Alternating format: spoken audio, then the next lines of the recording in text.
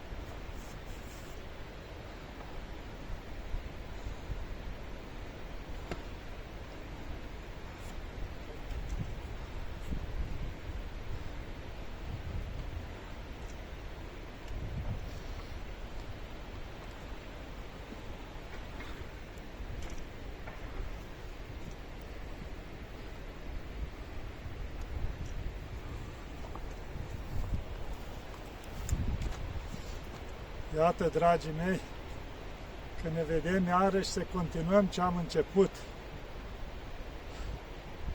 Am obosit un pic și vreau să vă spun, ați văzut filmarea care am făcut-o la început în tăcere.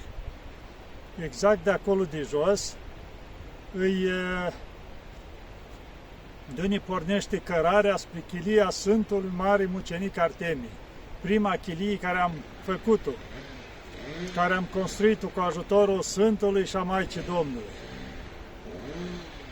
Acum ați văzut cărarea cum pornește, pentru că până la chilia asta nu este drum. Deci numai cărare pe o distanță cam 200 de metri. Și ați văzut că pornește foarte abrupt.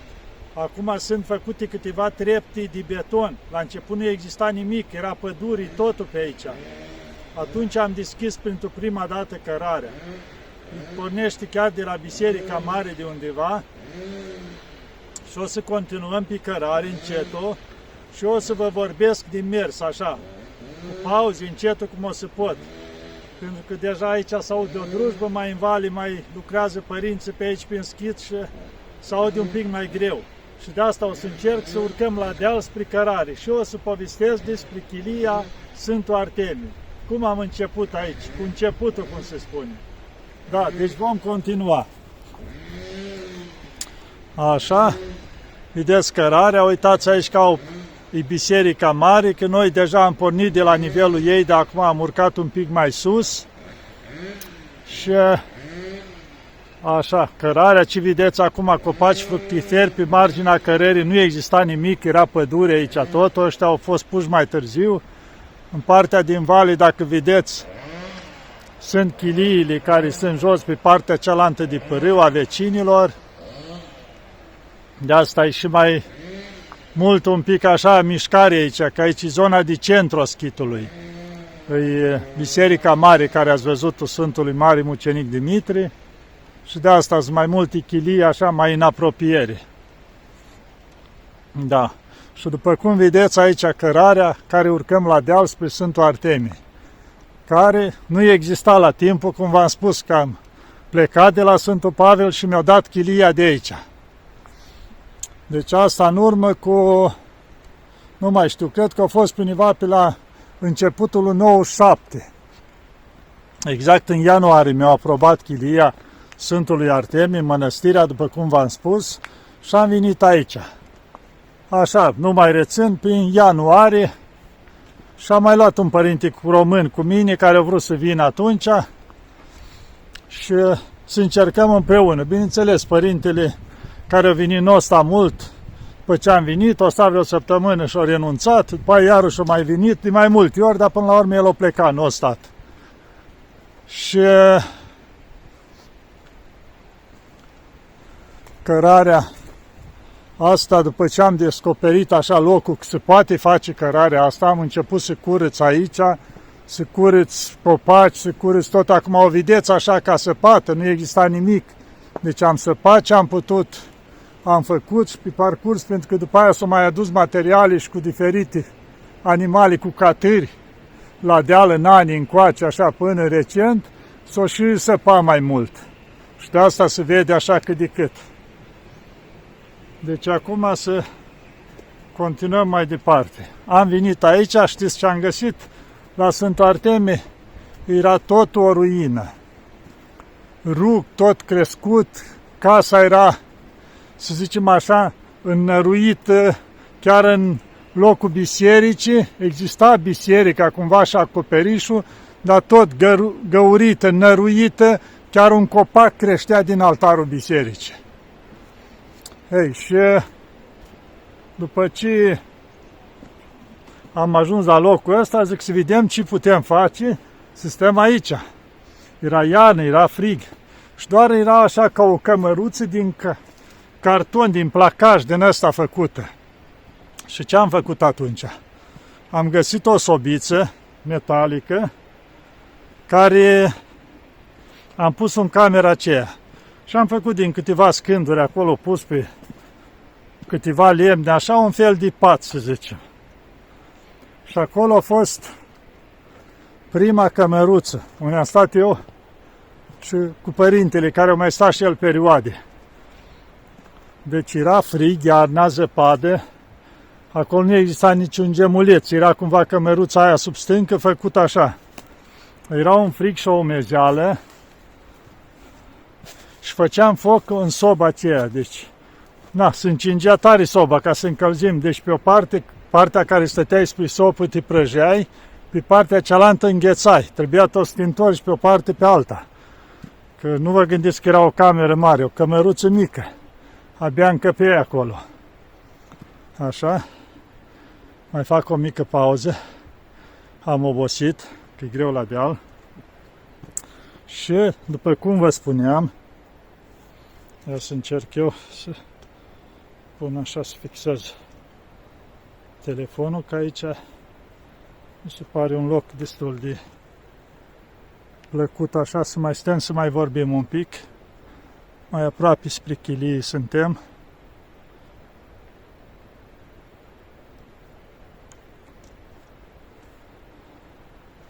Da, și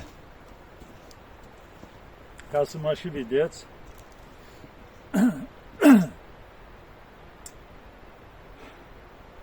și am început aici. La început, bineînțeles, n-aveam nimica. Ne-au adus părinți de la Sfântul Pavel cu o mașină de acolo, care era un părinte foarte de treabă, englez. Și părintele Evdochim. Și ne înțelegeam bine. Și eu da voie părintele Stareț să ne aduc aici. Să vedem locul, să vedem, bineînțeles, după aia ne-am întors în aceeași zi înapoi acolo, să ne luăm și noi ceva. Ne-o dat părintele econom de acolo o traiste cu pozmag din ăsta, câteva conserve de fasole, de compoturi, ceva acolo, să avem și noi cu ce porni și am venit aici. Am făcut și noi foc acolo, stăteam cum puteam, am început să curățăm. Nu știai de ce să te apuci, era rug cât mâna, crescut tot prin pereți, prin tot, prin casă, deci era, cum se zice, balauri, ce vroiai, găseai. Ei, la început ne luase într-un fel așa, zicem, adică cum era toată ruina aia, zic, nici nu mai o lăsăm așa cum este, și exact în față, așa, când ajung sus, o să vă arăt, era așa un pic de deschidere, zic, construim ceva mic acolo, 2-3 camere, ce-o fi, ce o să putem și o mai vedea pe viitor, adică era destul de greu să spunem, nu numai în sensul ăsta. Deci noi nu aveam nimic, știți ce înseamnă să n-ai niciun ban, să nu cunoști pe nimeni și tot schitul aici, abia era începutul, erau vreo 3 chilii care erau, cum se zice, se mențineau, se mai construiau una nouă, cumva acolo luase tot cineva de la zero un părinte și alte 2 de care v-am mai spus. Deci nu era nimic aici în schit, ca să zicem, posibilități, sau oameni din România, dacă ajungea, știu eu, un om la o săptămână, 2, cumva mai mult din greșeală pe aici, cam asta era. Deci nu vinea nimeni, nu era nicio legătură. Nădejdea toată era la Dumnezeu. Ei, și am început noi așa, curățam acolo, când chiar înghețam de frig, nu mai puteam, și foame, cum se zice, iară plecam la mănăstire, că aveam încă camerele păstrate la mănăstire. Ne lăsase iarna aceea mănăstirea să le avem în continuare. Când avem nevoie, să avem unde sta. Ne duceam, mai stam câteva zile acolo la mănăstire, ne mai dădea ceva în traistă, vineam din nou, mai curățam iară pe aici. Ei, și așa s-a făcut primăvară. Da, era totul. Și atunci au venit de la mănăstire vreo 2 părinți de acolo, care, ne-am înțeles bine, greci de acolo, de la Sfântul Pavel, care un părinte era mai de vârsta noastră, un pic mai mare, să zicem așa, cu vreo 5 ani mai mare ca mine, avea câțiva ani acolo și o venit și s-a uitat și, măi, părinte, a văzut ei că, curățasem și eu cât de cât cărarea, să putea urca la deal pe aici și o venit așa, gâfâind, abia au ajuns și ei până aici sus și, părinte, dar n-ai găsit alt loc în care să te omori decât aici? Și tu nu vezi ce e aici? Și atâtea chilii care au drumul pe aproape sau așa, zice, aici nu-i drum, nu-i nimic, e doar stâncă, aici sus o să vedeți, e stâncă mare și sub stâncă așa e un pic de loc unde era chiliuța. Și caut oriunde din alt loc. Zic, dacă aici o rândui Maica Domnului, asta o fac. Zic, eu înapoi nu dau. Și atunci unul din părinți a spus, părinte, știu că n-ai nimic, deci n-ai decât hainele de pe tine. Zice, accept să te ajut și eu cu ceva? Zic, în ce fel? Și să apelez și eu la 2-3 cunoscuți de mei de aici, din Grecia. Zice, mai am câțiva prieteni care chiar cineva se mai ocupă cu ceva materiale din asta, să vedem cu ce pot să te ajute și ei. Zic, de acord, dar dacă, zic, se poate fără pretenție din partea lor, adică dacă ajută pentru Dumnezeu și atâta, noi îi pomenim altceva, noi nu putem să le răsplătim cu nimic. Zice, fără nicio problemă. Și am fost de acord. O mai sunat el din cunoscuții lui și la un moment dat a reușit cumva, o plătit cineva și mi s-a adus o mașină de prund, că era începutul, cum se zice, niște prund, că dacă îl căram sus, după aia un pic de ciment, să începem ceva acolo, să poți turna un pic de temelii, să faci ceva. Ei, și în felul ăsta mi s-au adus aici jos la Biserica Mare, ați văzut de unde am pornit, acolo chiar în fața bisericii, așa, o mașină de prund, trebuia adusă sus, 200 de metri pe cărarea asta. Ei, am luat și eu o tinichea, știți ce înseamnă o tinichea de asta, ca cum ar fi o găleată de tablă, dar tinichea, în care se mai păstrează brânză, ulei din asta, găsisem eu pe la Sfântul Pavel vreo 2-3 tinichele de astea și puneam prund în ea. Știți că prundul nu e ușor. Ei, puneam cam jumătate. Jumătate de prund însemna vreo 20 de kilograme. Și puneam pe umăr. Și dă-i la deal până sus. Făcusem un pic de loc acolo, deșertam, iară la vale. Ei, căram eu cât căram. La o zi întreagă de asta de căra dimineața până seara, mi se făcea o grămăjoară sus. Cât puteai să fii? Puteai, 30 de drumuri să faci din asta într-o zi. Continuu. Dar nu se cunoștea. Mă uitam, iară ajungeam la grămada mare, mă uitam sus seara cât de puțin, iară mai vinea unii în vizită din alți părinți care mă mai știau. Văleu, eu în locul tău aș pleca, nimeni nu spunea să-ți ajute Dumnezeu curaj înainte. Tu spunea, dar eu n-aș sta aici, să mor aici, zice, să mă omor singur, cărând așa cu tinicheaua, zice, niciodată. Toți plecau, adică fără să mă încurajeze, fără toți erau, adică spunea că am venit să mă omor, altceva nu vedeau. Dar eu n-aveam treabă. Zic, Maica Domnului a rânduit. Eu întotdeauna am pus-o pe Maica Domnului în față. Chiar de era chilia Sfântului Artemii, cum zice eu, pe Maica Domnului. Spunea, Maica Domnului, dacă aici m-ai trimis, asta o fac. Nu știu cum. Nu am nimic, dar slavă Domnului, eram, cum zice, cu trupul destul de bine, nu înseamnă că nu mai aveam și eu probleme de sănătate, așa, că ca orice om, știu, mă mai dureau oasele, pe aici o mezeală, cum era, dar mergeam înainte. Ei, și uite așa, s-a început încetul. După aia mi-au adus o mașină cu ciment, cu palezi de ciment, care trebuia dus sus. Sacul avea 50 de kilograme. Luam sacul pe umăr și porneam la deal, dar nu mă opream, fiind cărarea cum era, dacă mă opream era greu să mai pornesc. Deci porneam de jos și o țineam într-un rid până sus cu sacul. Bineînțeles, tremurau picioarele, dar ajungeam sus să-l lăsam. Coboream ușor la vale, altul. Făceam cam 20 de drumuri din astea, 20 de saci de ciment, reușeam să duc într-o zi până sus. Deci asta ce însemna? La 50 de kilograme, la 10 saci 500, la 20 de saci 1000. Deci o tonă dusă pe umăr până sus, de ciment. Ei, și uitați, așa încetul, bineînțeles, la un moment de la tinicheaua aia mi se făcuse răni pe aici, mai puneam un prosoput și dă-i înainte, continuare, asta era. Și cum v-am zis, îmi era și părintele ceala, dar când vedea cât e de greu și ce se întâmplă, pleca, mă lăsa. Adică după vreo săptămână mai vinea, vreo 2 zile, iară pleca. Și deci am început așa cu mila Domnului. Deci s-a făcut așa ca să trec peste multe, că na, știți cum e.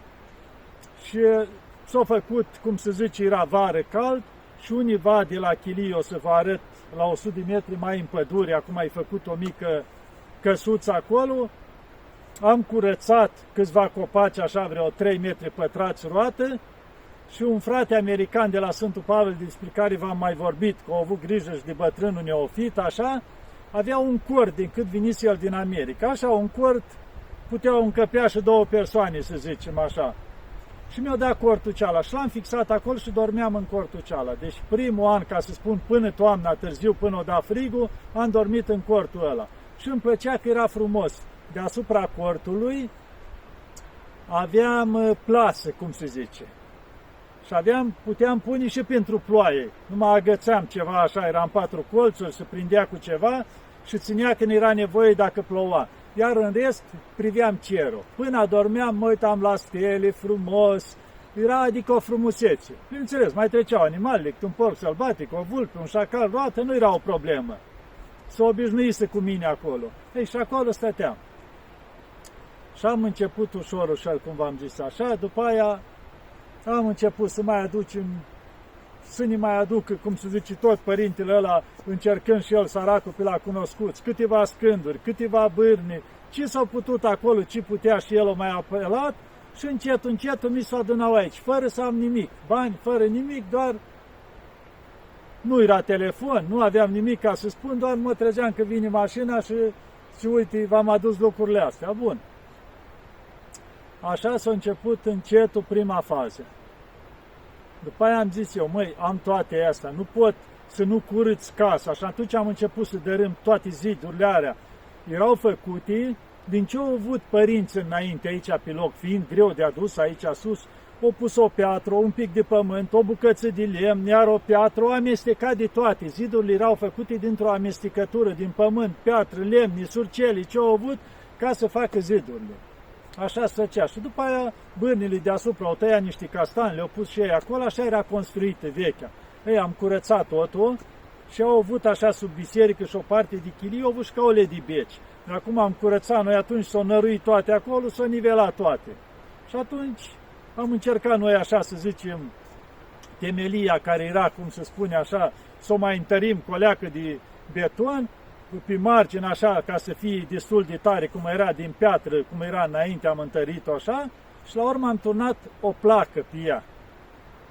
Ca să pornim casa propriu-zisă, pe placa asta, așa, era la un nivel de, pornea de aici de sus, la nivelul pământului, și încolo, cum te duceai încolo, cum era înclinat așa, ajungea până la 1 metru și ceva din înalt era.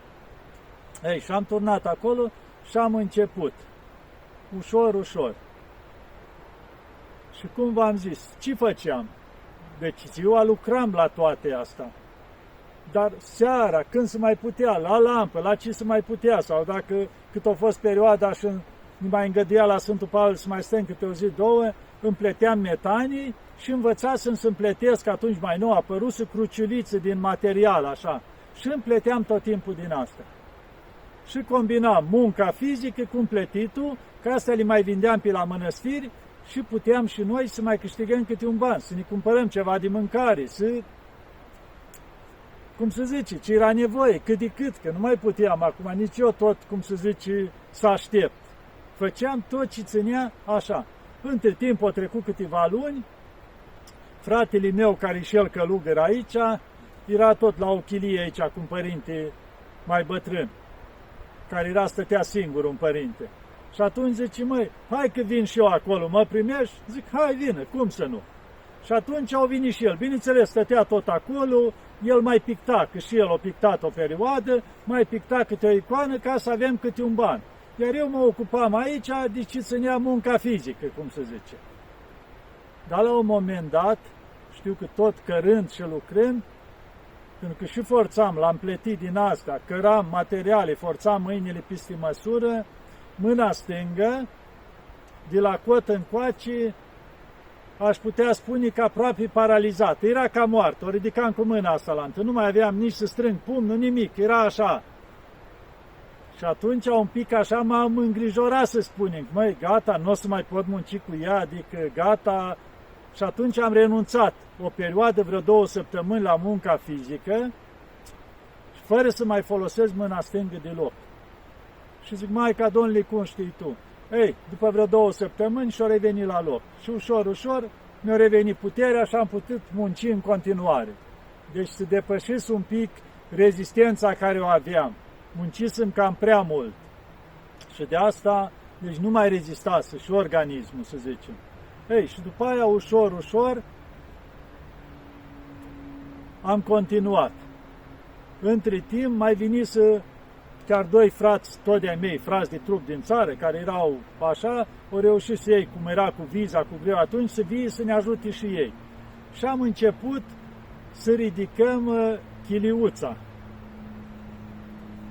Tot așa aveam cărămida adusă, ancăratul la deal aici și am început zidurile. Eu zideam pe o parte, ei zideau pe o parte, că mai învățasem și eu, înainte de a veni în mănăstire, lucrasem cu o echipă o perioadă de 1,5 de ani pe la construcții, deci mai aveam o idee. Și am început, cam jumătate de casă de aici am zidit eu, jumătate ei, cam așa mergea.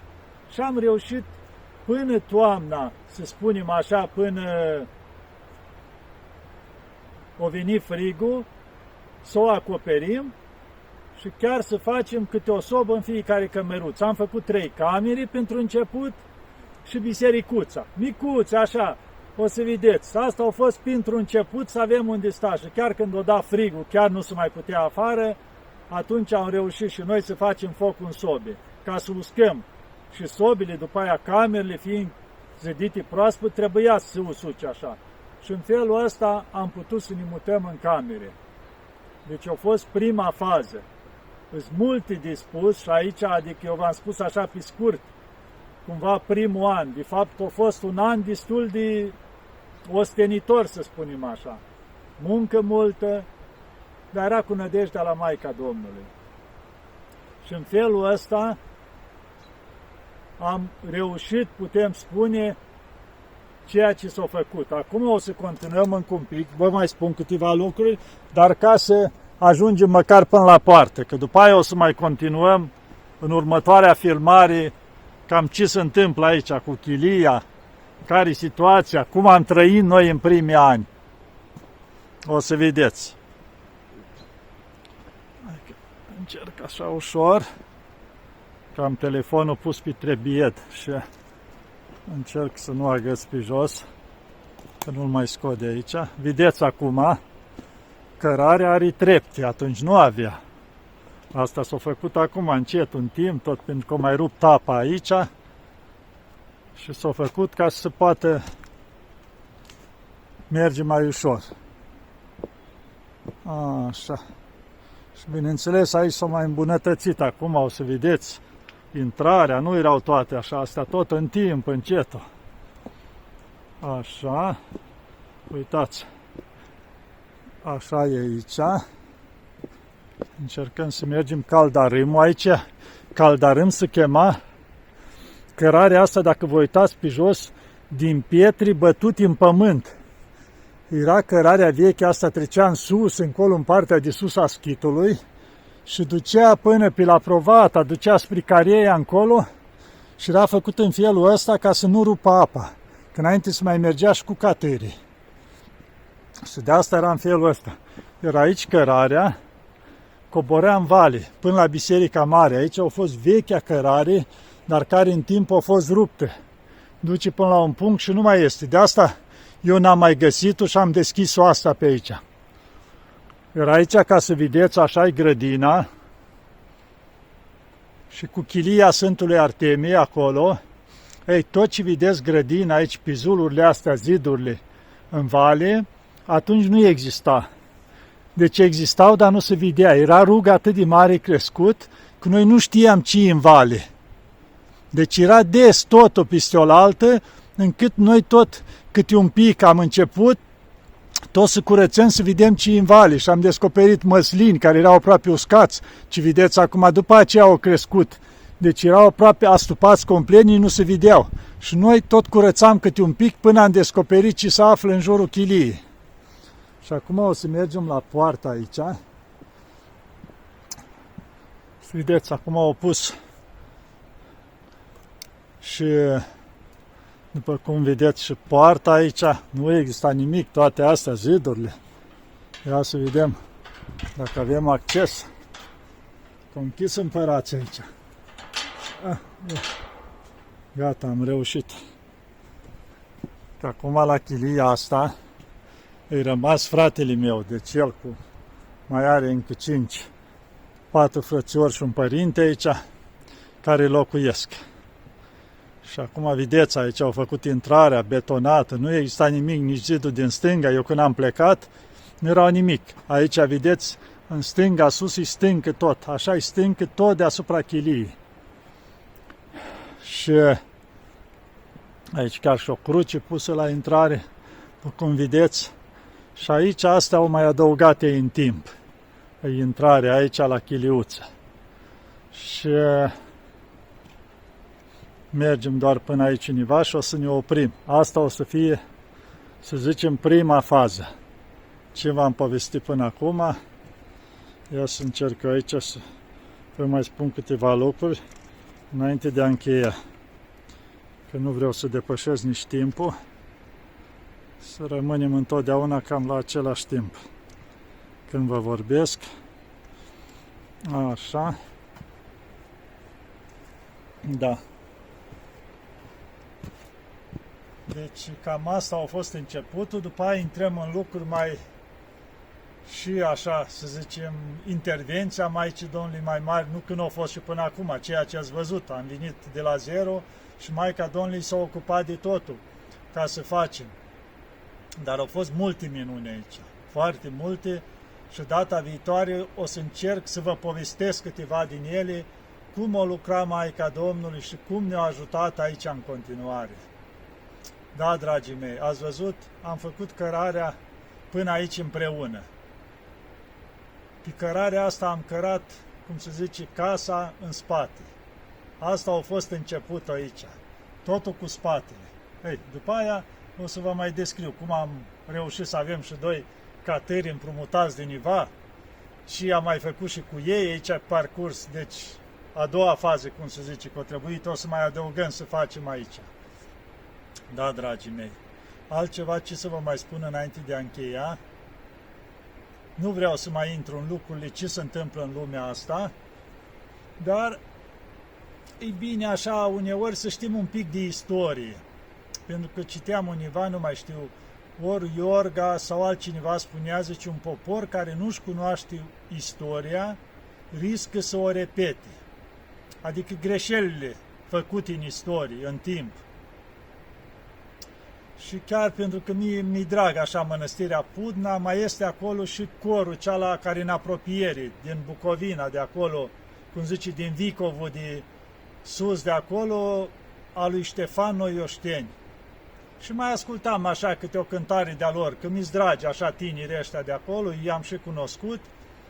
Și atunci am văzut toată o cântare în memoria masacrului de la Fântâna Albă.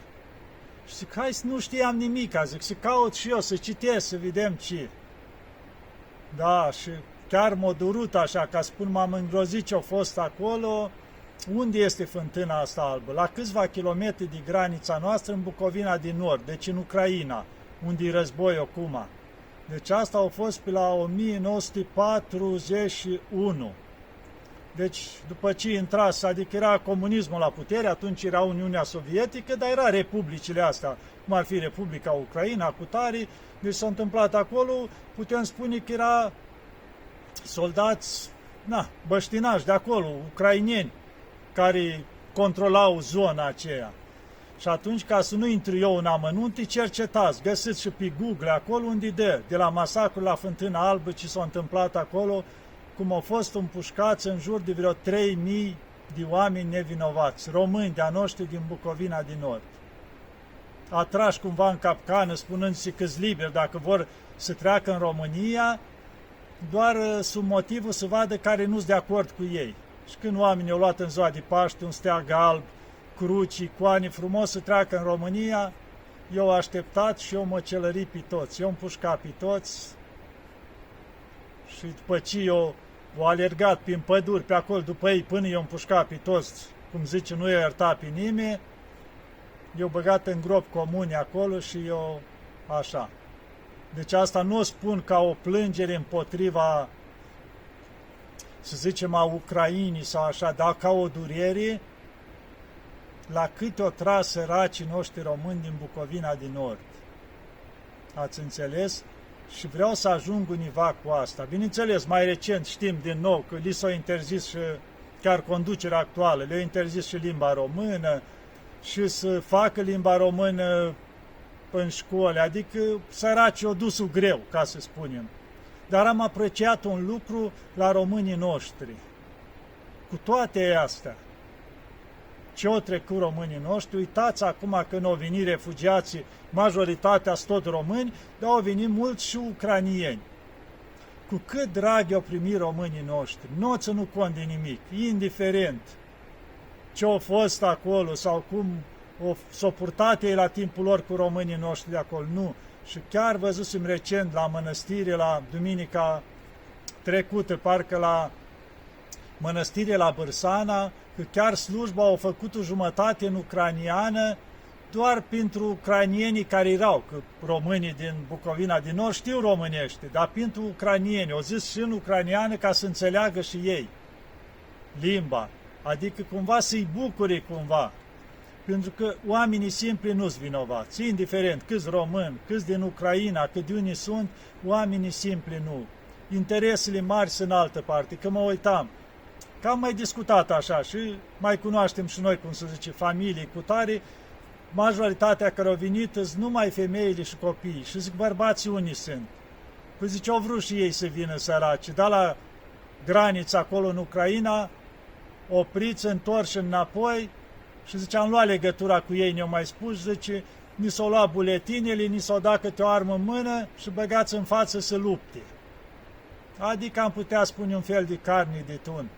Săracii, și români, și ucrainieni, săracii, de ce-ți băgați așa? Pentru că, îmi spuneau mulți și cunoașteți cu toții, că la vamă treceau sute de mașini, bineînțeles pe acolo, pe la corp diplomatic, fără să fie controlați, mașini de astea de lux, boliduri, în care la volan în toate erau bărbați tineri și plecau din Ucraina din calea războiului. Deci ăștia nu erau opriți din nimic ca să lupte în Ucraina. Erau lăsați liberi să plece toți care bogătanii, cum se zice, iar oamenii simpli băgați carne de tun să moară. Știm cum întotdeauna interesele-s mari. Nu mă bag eu în privința asta, în politica asta, dar mă doare. Când văd că sunt folosiți oamenii simpli, tot ei să moară nevinovați, pentru interesele celor mari. Da, dragii mei, am spus asta așa, ca o paranteză, pentru că mă doare la tot ce se întâmplă. Nu țin partea nimănui, nici a rușilor, nici a ucrainenilor, nu. Deci eu așa mă rog pentru toți. dar dacă îi se țin partea cuiva, țin partea românilor. Și asta nu e o greșeală, să zicem. Uitați la cuviosul Paisia Ghioritu, care e sfânt, da? El când se ruga pentru pacea întregii lumi, pentru toată lumea. Dar când încheia rugăciunea, știți cum spunea? Doamne, te rog, ai grijă de toată lumea, ai grijă, păzește-o să fie pace, dar de Grecia mea, te rog să o iei în brațe și să o ții la inima ta. Adică să ai grijă mai mult decât toate celelalte. Ei, și el era sfânt și dacă spunea lucrul ăsta, la fel spun și eu de România.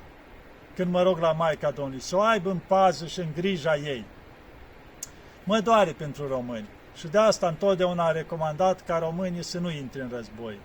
Nu-i războiul nostru acum. Îi ajutăm pe toți cu drag care ajung în România, le dăm de mâncare tot, dar să nu ne băgăm într-un război care nu e a nostru și care n-aduce decât moarte. Să fim cu dragoste, cu pace, să ne rugăm pentru toți, să ajutăm pe toți și să o rugăm pe Maica Domnului să ne aibă în grija și în paza ei totdeauna. Doamne ajută!